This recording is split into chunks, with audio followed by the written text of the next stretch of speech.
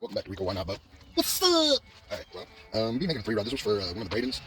They wanted one that was similar to one of these. This is a 44-inch one, 3-rod fiberglass. And when I'm talking about fiberglass, I'm talking about these guys. Walmart sells them for $347 for a 2-pack, okay? They work. Excellent. Excellent. But at 44 inches, they come at 48.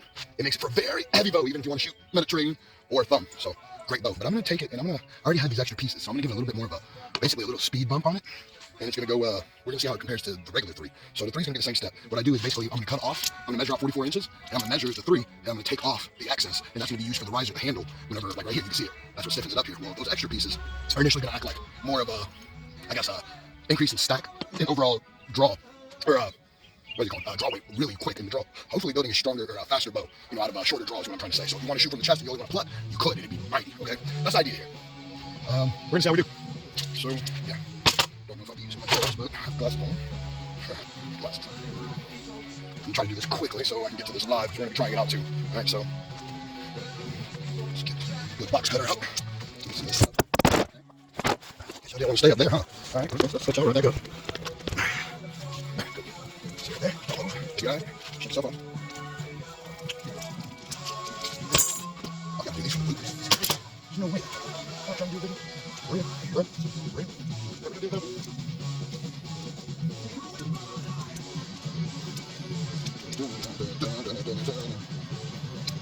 Alright, not really sure what happened there, but okay. New Albert's doing, boys. We're going to be on the flat side, so I'm going to take off these caps. So the pockets are not litter. See how one side's flat, one side's pointed? We're going to get rid of those pointed sides. That's so okay. Let's go ahead and take out these other ones.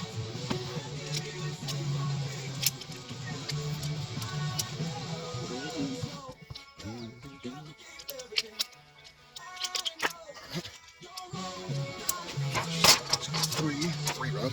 We'll leave this open right there. Check it out. 44 inches. So we're going to go ahead.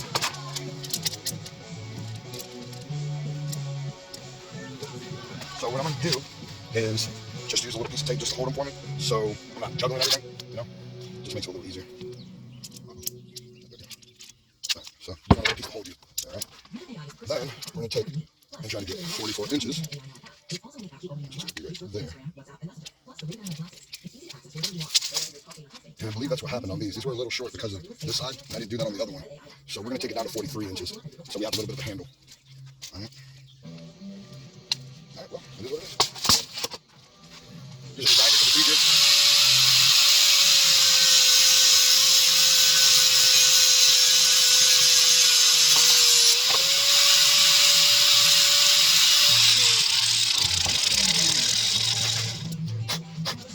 I try not to breathe during that whole process because, well, it's like silica or whatever. All right, so we got 43 inches now. And then we're going to do, I don't know if I want to use these guys. These are kind of small. They'll work either way. So we're going to go ahead and measure it one more time all the way over. And then we're going to measure the middle. Find out where we're going to stick these. 43. So half of 43 is what?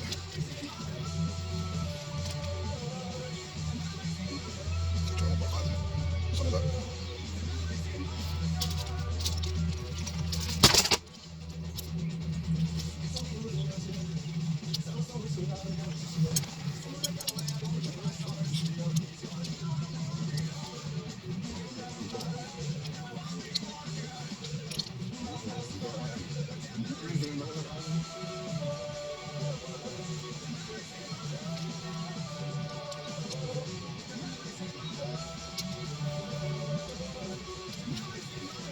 Alright, right here's where we're going to hold them.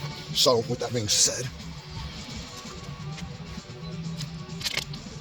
we're literally just going to go over the entire thing roughly. You just need to hold her in place now.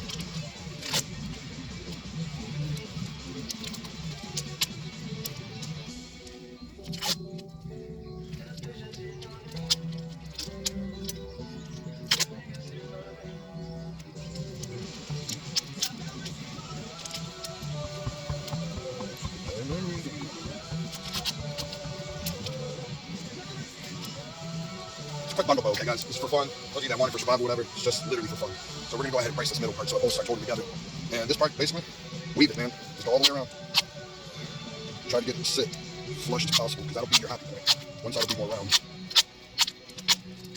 And these ends is where you actually gotta go a little heavier. Don't worry about what it looks like right now on the outside, because you're gonna pretty that up anyways. That's what the electrical tape's for.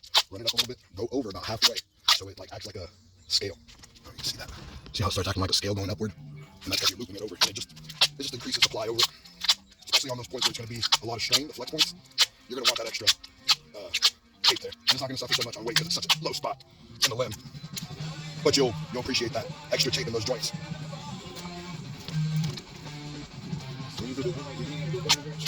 But we find it all. Always want to go, but you never want to say. Same thing's going to be on this side. You don't want to go too thick. You want to start moving up. But the reason why is literally because you want it to be as close to zero as possible. I'll show you what I mean by that. Because you have the joint part. Because that's just kind of sharp. So, go kind of heavy on. There's nothing wrong with it. Don't sting me. Back up. Then turn around and do another one.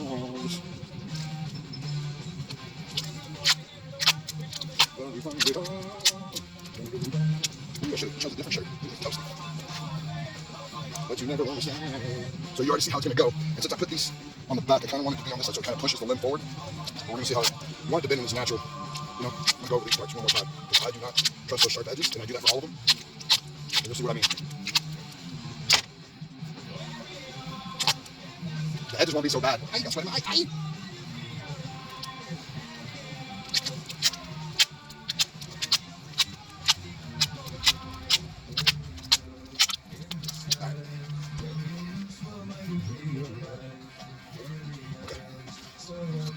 Now, you want it to act as much as one rod as possible. So, with as less weight as possible. So the stress points like here, where it's going to be going through, just go over it lightly, right in the middle. Because the real work is going to be light and bonded with the electrical tape. So you don't have to worry about it shifting too much. And it'll be light enough, And it holds, and it's really a lot easier to repair. But if you had to, you could always take down the bow and redo it. That's not even an issue. I've done that before. I've built stronger bows out because I wanted them stronger. Another day in this comfortable souls. Alright, so you see how it's starting to come together now? Now we have our staff, or stave, I guess you would say in this stage. Alright, so now we're going to want to take it down about an inch, right? About that far. But we're going to go with an inch, but I want to see which way it bends better. The way it's going to be strong.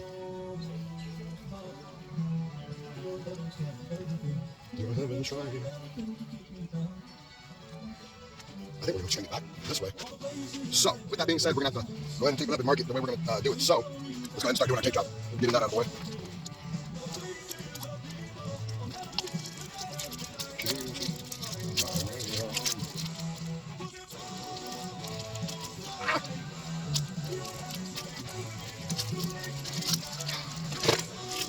Later, Enrico.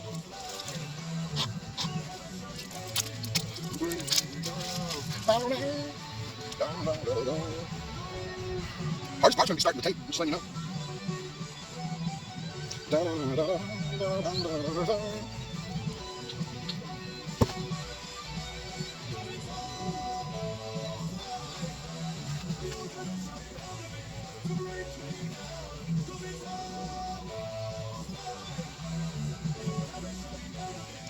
Haven't tried everything that can be done.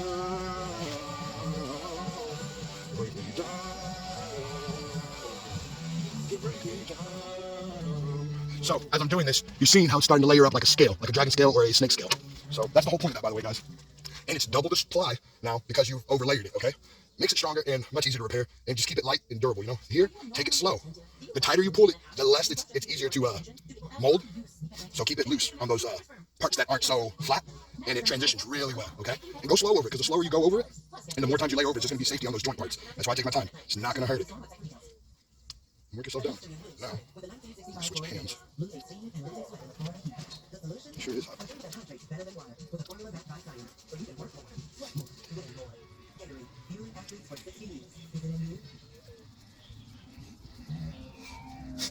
This is God's heart.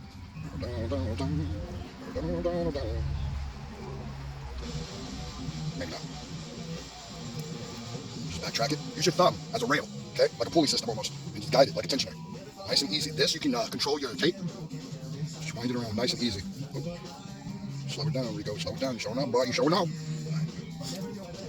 So now you see what I'm talking about. That layering on the joints is what's going to be safety. I'm keeping that limb together. I haven't had none break on my limbs, on the joints. The tape, normally, if you want to be safer, you can put a piece of paper towel, roll it long way so it's a big, layered rectangle or a piece of thin cardboard, put that around it, thin it down, and then layer it like a piece of tape around it, and then tape it. And that's going to keep, a little bit harder of a surface to break through. I guess it would act like a natural like a modern day sinew, but you know, not made. Well, I guess it is made, but not natural. Well, I guess it is natural. You think about it, it's kind of what? Whatever. So you see how this is slowly turning into one of these other bows.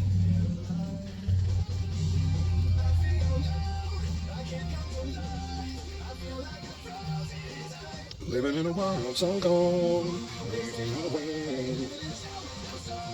Since you gone away, so cold.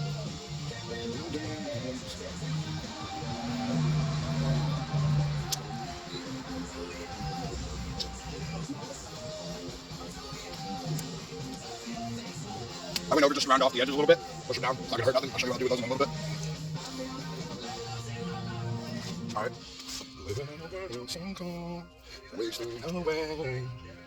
Okay, that's kind of nice. All right, so this way it'll be much tougher. That's what we're gonna do. So kind of act like a reflex defense since it's harder. They're pushing instead of pulling. Will it work? I don't know. It's gonna be a little bit of hybrid, remember?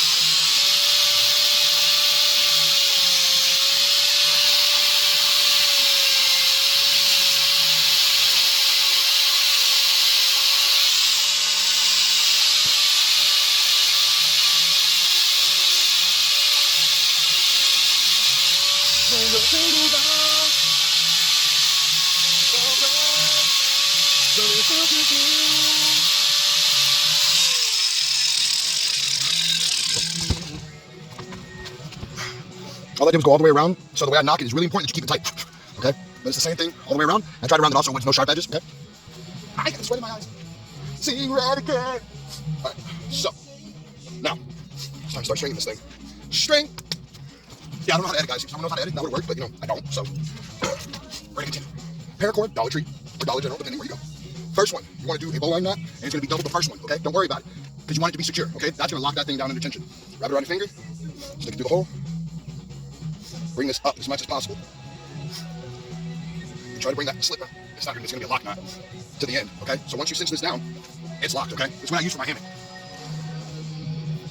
Slip it over top. Now we know already that we need to bring this about 4 to 5 inches down. We're gonna have to take all the slack out. So go ahead and start out, because paracord stretches, guys. Go ahead and take the slack out.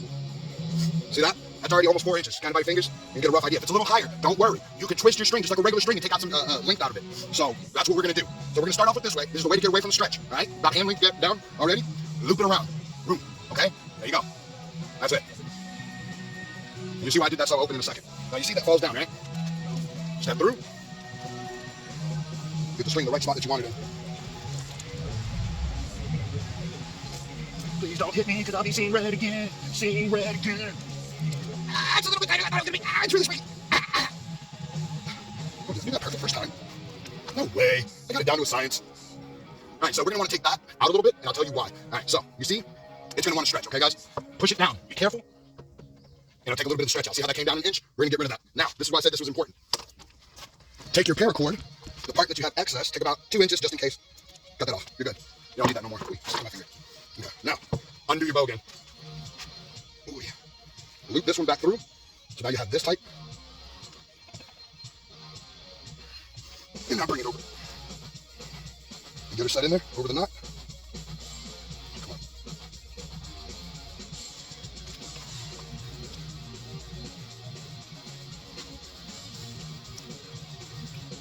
Take some slack out of it. As much as I can. Oh yeah, that's tight. Oh yeah. Oh. Okay, this might have been a little bit stronger than my 3-rod. This hybrid's a little more extreme.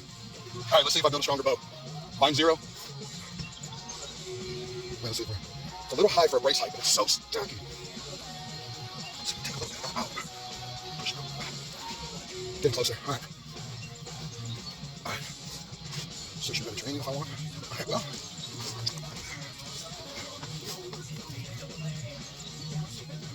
Let's find 0.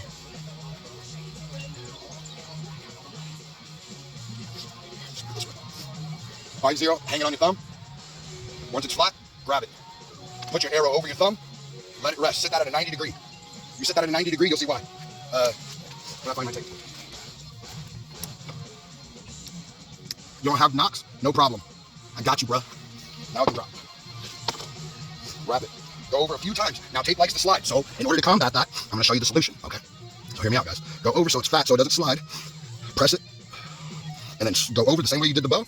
Go over and up. And this is going to be such a heavy bow for a 3-rod that we're going to put a thumb protection on. All right? So bring that up and come down. And in theory, actually I can't even say in theory, it's been working for me, okay? They all work this way. Okay, so there you have this. Ooh, all right, so now, the thumb. This feels like a razor wire, okay? I want to keep it protected. So, naturally, take one that's about the width of your thumb, and go close to the nut, just where your thumb's going to sit, your fingers, and hit it just a couple layers. And this one doesn't slide as much, okay?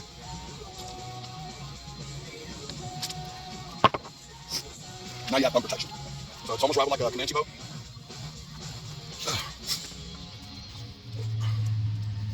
See how it shoots. Woo! That's what I'm talking about, baby. Hey, look, okay. Not this target. The one down there, that's a couch cushion, so you know how big it is. It's smack dab in the middle. Can I zoom into that? You can't zoom in on this one. Oh, and the other way. Look. See it? See it?